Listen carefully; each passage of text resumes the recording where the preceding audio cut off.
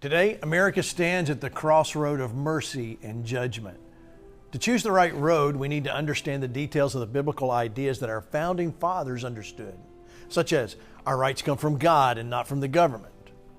Now, these ideas are fixed in our Constitution and are difficult to change, so that it safeguards our liberty and the rights of the individual. Today, it's under attack because it restrains those who want to fundamentally change America. As Christians, we have a responsibility of stewardship over our nation so that we can live, worship, and preach the gospel in freedom. Why? Because the church is the reason our nation has been referred to as a city on a hill. Revival is the only answer.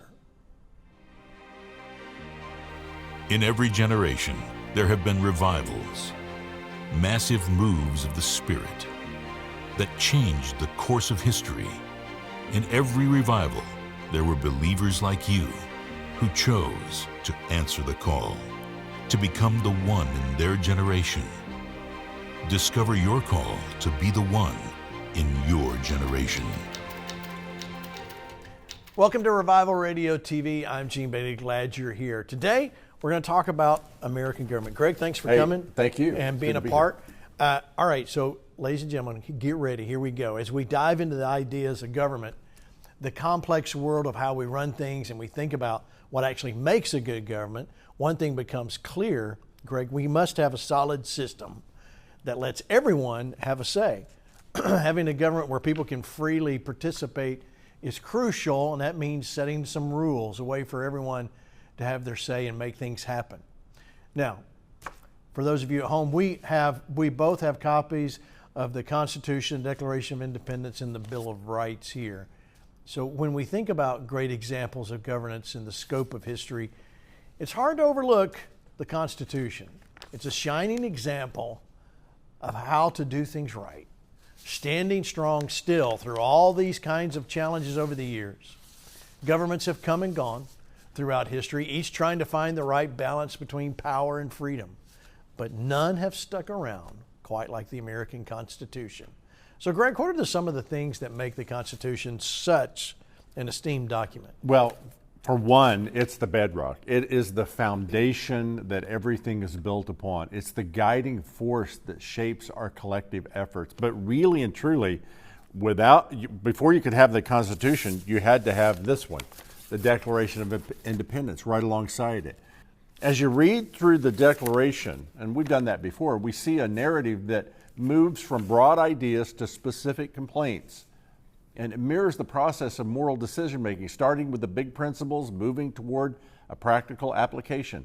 So the Declaration showcases humanity's ability to reason morally. Key to the Declaration story is the idea of a divine providence, the acknowledgement of God as our source of moral authority, binding all of the signers to this document in commitment to each other and to God. Gene, they covenanted together. It's a partnership. The Declaration is a call for action, a rallying cry for people from different walks of life, united by a shared goal. Partnership breaks down when we don't have the same goal anymore. So from the halls of Philadelphia to the battlefields of the Revolution, these individuals risk everything for the cause of liberty, driven by a common vision of a more fair and more just society. The fundamental principle that separating the legislative, executive, and judicial powers is essential to preserving liberty and preventing tyranny. The Constitution clearly states the formal structure of our governing principles that have shaped who we are as a nation. It worked because of the checks and balances. One of these checks and balances is the separation of power. So how does that really work, Greg? Here's how it worked. The founding generation believed that the separation of powers, it was absolute. It was so vital because it prevents one person, example, the president, from gaining too much control. Remember, they had just come out of a monarchy of a king, a tyranny of a king. Here's the breakdown. The Constitution splits powers among three branches: Congress, the president, and the Supreme Court. All of that was taken from the Bible. This prevents any one branch from dominating. Each branch has the ability to check the others, maintaining a balance. Why was this complex system so crucial? Because it safeguards the rights promised in the Declaration of Independence.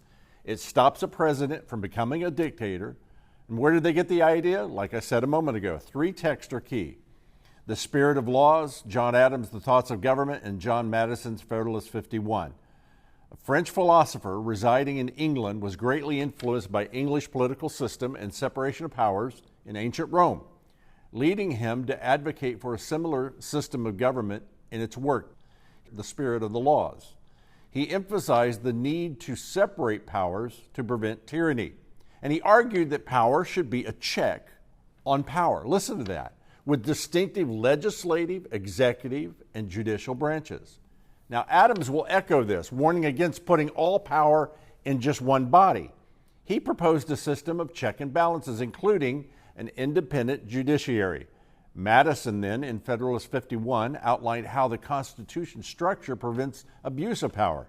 He stressed the importance of competing branches and checks on government. For Washington and our founders, the separation of powers was crucial to safeguarding our liberty. It ensures that no one person or branch holds too much control, maintaining a government of laws, not of men. A pure democracy holds within it the dangers of mob rule, whereas in a republic, the representatives act as a throttle on the whims of the mob and can protect life, liberty, and property. What did we do, Greg, as a fledgling nation to preserve our precious liberty in the hands of those governing, to keep it from slipping back into sovereign rule? Okay, well, central to that conversation is the concept of representation as a foundation of legitimate authority. In stark contrast to the idea of divine right of kings to rule, the American idea sets up the idea of the consent of the people. Gene, it's right here on this page. You can see it. We, the people, right, in boldface. In other words, the government only rules with the consent of people it governs. In England, after the successful English Civil War in the 17th century that was led, by the way, by the Puritans, in order to establish a godly government, they agreed to make the power of the people in the Parliament as a form of representative government. They gave Parliament the power of the purse and taxation, but the king still had too much power. So the executive branch of the Georgian England had the air of representative government, but it wasn't written in a constitution. It wasn't written, which reminds me, Gene, of Habakkuk. Write the vision. Right. Make it plain so that everybody can read it. We have a copy of it today. And when we talk about the English Constitution, no written document was ever penned, and more of an oral agreement that this is how we do things. But it was too dangerous for our founders. They wanted a fixed set of written laws with a Bill of Rights that can only be amended by the lengthy due process with a majority agreement. At the heart of the American Constitution lies the ethics of representation, a safeguard against the encroachment of despotism or tyranny. In the hallowed halls of the Constitutional Convention, the framers' collective wisdom gave birth to a novel concept that of elected representatives endowed with the sacred trust of their own constituents. And it lasted for 250 years. It has lasted that long. On the flip side of the argument is the tyranny of the masses. The founders were concerned with the majority rule or mob rule. That's why we have a representative minority and not a majority, rather, a representative majority, not a pure democracy. You hear people say that all the time, that we're a democracy. We're not. We're a representative republic. Correct. The small states like Rhode Island were worried about the large states like New York having a permanent monopoly of rule simply because of population. So the genius idea was to separate the Congress into 2 houses. The Congress would grow as the population grew, and they would add representatives. And then the balance to that would be that the Senate would be limited to 2 senators from each state so that small states would have an equal voice in the representative process. In essence, the Constitutional Compact embodies the very idea that people are sovereign but do not govern, but the government governs the people at the permission of the people, because the people are represented by elected representatives. Constitutional document that I hold in my hands right here, a copy of it, enshrines liberty of the individual in the Bill of Rights. It's a bastion of liberty, a protection against the excess of authority. It stands as a testament to the idea of liberty And as they said, inalienable rights not granted by a king or by Washington, D.C. or a government, but given to us by only one, given to us by God. We do not have government by the majority. We have government by the majority who participate. So, Greg, how can we uphold the democratic principles of participation in this transition of power as it was written in the Constitution in this election year? Well, to truly grasp the significance of elections, the peaceful transition of power, you need to rewind the critical moments in American history. Take the first real election of 1800 between Adams and Jefferson, a game changer for the American democracy. It marked a shift where ballots, not bullets, became the tool for political change. It ushered in an era of governance defined by popular will and electoral choice. Abraham Lincoln's remarks in 1861 that ballots had replaced bullets captured how participation reshaped our government. But getting to this point wasn't very easy. The Revolutionary War was a test for our young nation's strength. With soldiers facing immense challenges and odds, despite the chaos, leaders like George Washington rallied the nation to victory. So after the war, a whole new set of problems now arises. Madison's critique of the political system shed light on the young republic's vulnerabilities. Here's where we were weak. States struggled to support the federal government, and economic uncertainty threatened the nation's stability. So against that backdrop, the Constitutional Convention of 1787 was the ray of hope, a chance to salvage this American experience. Led by visionaries like Madison and Hamilton, the delegates worked tirelessly to create a constitution that would unite our nation. The road to ratification, it was not smooth. It was very bumpy. Some states like New York and Massachusetts resisted, revealing deep divisions within our own republic. Remember when they said unite or die? Well, we were having to now unite to be a country.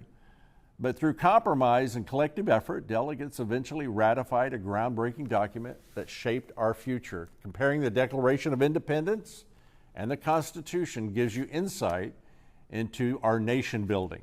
The Declaration has lofty ideals. It's a rallying cry. It's a cause for us to fight for.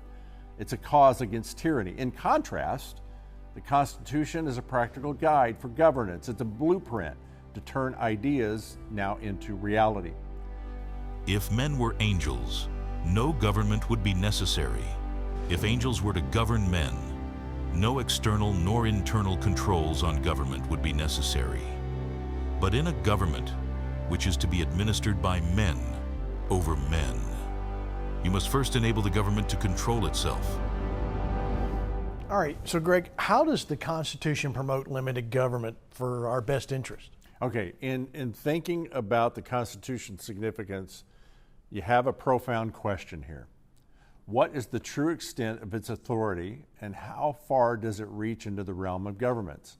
Let me give you some examples. The Food and Drug Administration, or the FDA, the National Institutes of Health, NIH, while serving critical roles in public health and safety, pose a real constitutional dilemma. We lived through it in 2020.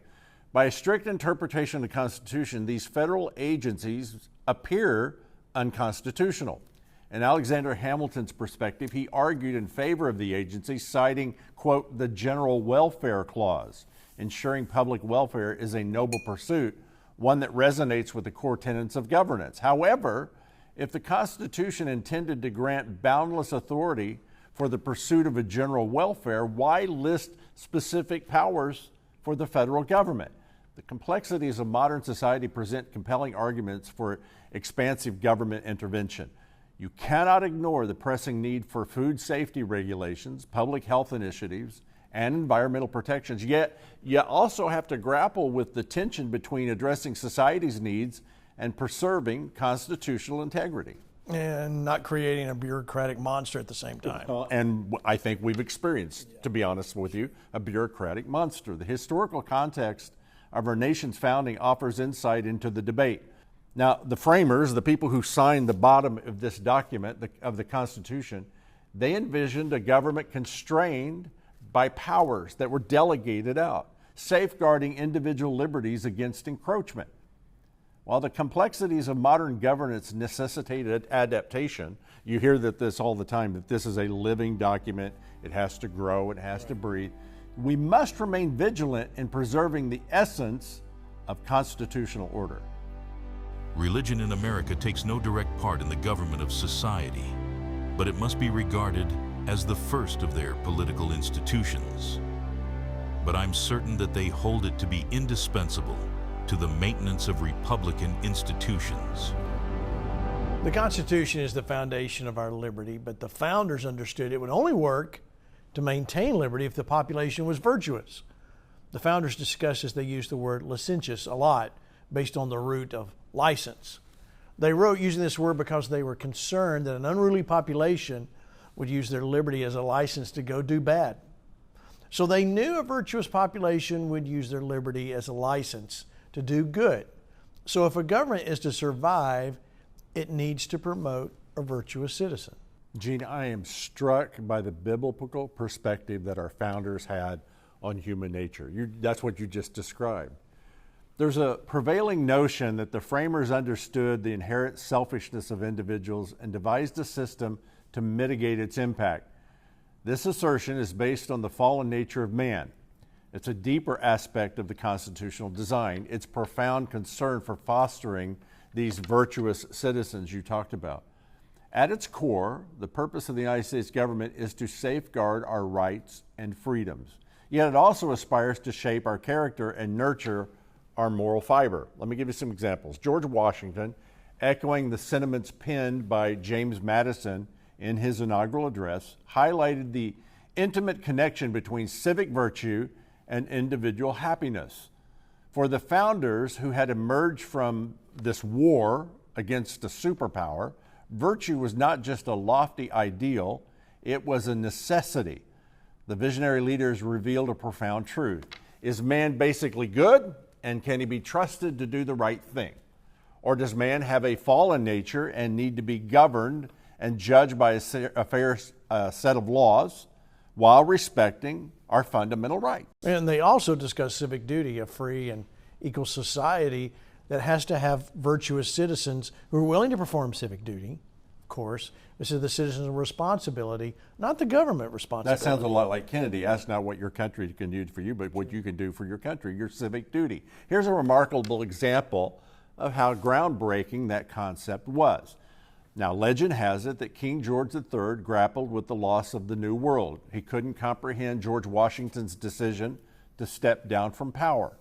In the monarch's eyes, conquest typically led to kingship. Yet Washington's selfless act left a lasting impression, reminding us that true greatness lies in service to others, much like Jesus, who served all of humanity, all of mankind. Crafting the Constitution fell on individuals like Washington. They had this selfless, they were humble. Despite his initial reluctance to attend the Constitutional Convention due to concerns about elitism, Madison's persuasive appeals won out.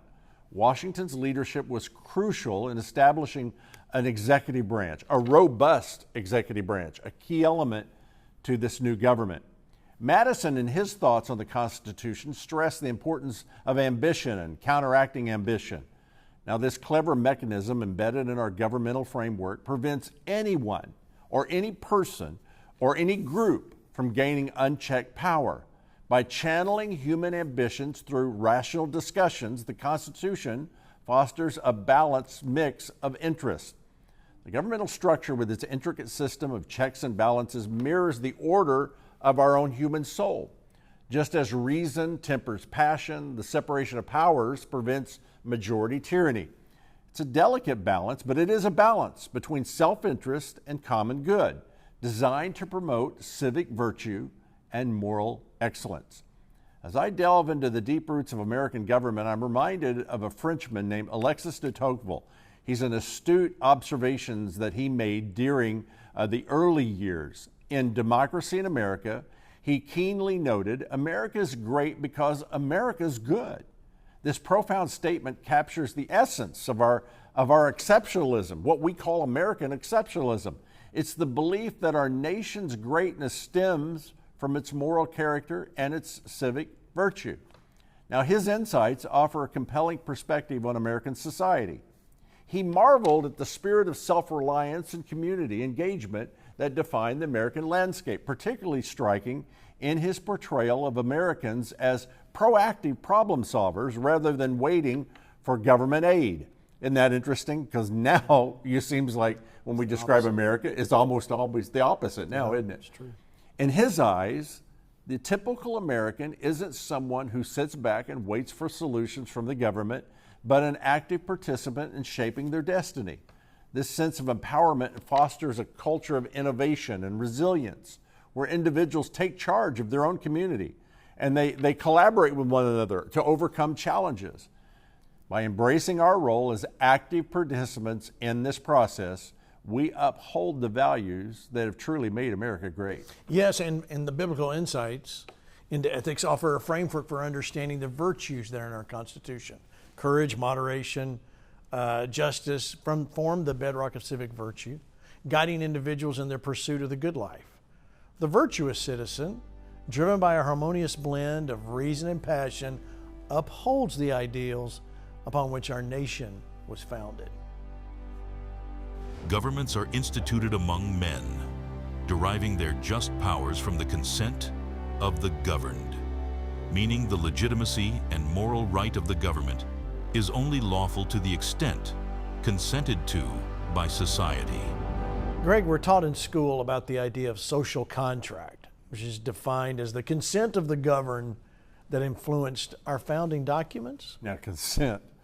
Now, there's a radical idea. If you like radical ideas, that was a radical idea. It's not just about agreeing to some terms and conditions. It's about a fundamental contract.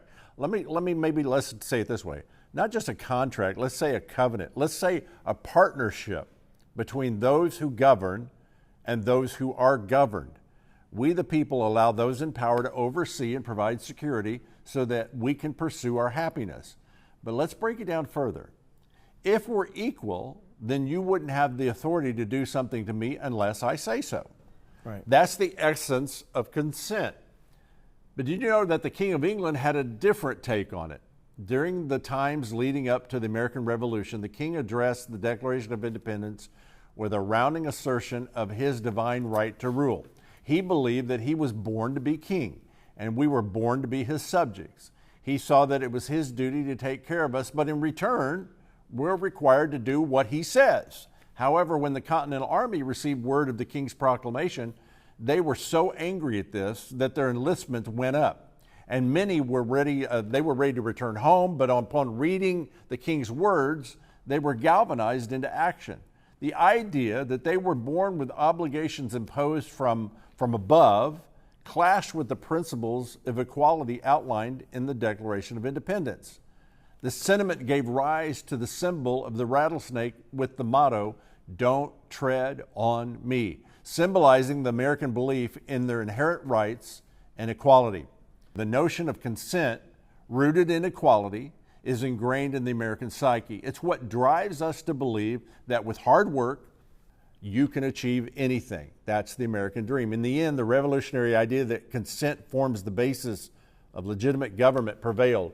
It's a watershed moment in human history, Gene, challenging the way age-old notion of hierarchical rule, paving the way for a new era of Republican government. We hold these truths to be self-evident, that all men are created equal, that they are endowed by their Creator with certain unalienable rights, that among these are life, liberty, and the pursuit of happiness. Before we leave, I want to revisit the Declaration because this idea of equality has always been woven into the principles we've enshrined into the Constitution. I love the way Dr. Martin Luther King put it in his famous "I Have a Dream" speech. He said, "America has given black people a bad check, a check which has come back marked insufficient funds." Now, he put pressure on the Constitution and its legal principles that were put there 200 years ago, and he demanded that the debt be paid, and it worked. America was not founded on racist principles. It was founded on equality and a society that had to catch up morally. The Declaration of Independence asserts something truly profound and revolutionary, a concept rarely found in this ancient world, that all men are created equal. Yet as we look around, it's evident how different we all really are. So Greg, what does it actually mean when it says all men are created equal? Well, let me tell you what it doesn't mean. It doesn't mean equity. It doesn't mean that we're all the same in every aspect. Rather, it speaks to the equal dignity inherent in all human beings, irrespective of our differences. We are created in the image of God. Therefore, that makes you valuable and precious. The fact that we are created in the image of God with His inherent capacity for speech, for reason, it underscores the essence of equality among all humans as imagers of God. Whether you're a king riding in a golden carriage or just an ordinary person, we all share a common origin, a shared humanity. Our ability to speak, to reason, to learn defines us. It sets us apart from all other creatures. This profound realization that every human being possesses dignity, regardless of social status or background, is a cornerstone of our nation's founding principles. It forms the bedrock of the Declaration of Independence and is enshrined in the Constitution and in our Bill of Rights. And that's a great note to end on. In conclusion, the principle of equality articulated in the Declaration of Independence is not merely a lofty ideal. It's a biblical foundation which our nation was built. It's important to remember that. It's a testament to the belief that every individual deserves respect, dignity, and the opportunity to pursue their own happiness. Not a mob rule, not a pure democracy or an oligarchy, but a republic that respects the rights of the individual. Before we go, I want to talk to you about Revival Radio TV. This program, Greg, has hundreds of programs now, and I hear all the time from people that go back and rewatch and rewatch and rewatch. And this program is definitely one that you can take and rewatch it again and give it to your kids and homeschoolers. But that's the beauty of Revival Radio TV. We don't just investigate what happened last week in Revival, but back to the history of Revival and digging up wells that have gone before us. If you'd like to be a part of this great move of God right here on the Victory Channel, I want to open it up for you to make a donation. Tax-deductible donation. If you want to mail it, it's very simple. You can mail it to Fort Worth, Texas, 76192. Make your check payable to RRTV. That's just Revival Radio TV. RRTV. Put it in the mail. If you want to text your gift, that's the quickest, is text RRTV to the number 36609 and the dollar amount, and that'll get to us right away. Or you can call 877-281-6297, and you can listen to a phone operator there, and they will give you all the information you need. And as always, you can always go to our website, govictory.com/RRTV, and you can make your donation online. Greg, it's a treasure trove of programs with Revival Radio TV now online. And I hear all the time, like you do, people that show it to their children and they go back. It's a great resource for you. Thank you for doing this. Yeah, thank you. Thank you for being here, and thank you for watching. We'll see you next time right here on Revival Radio TV.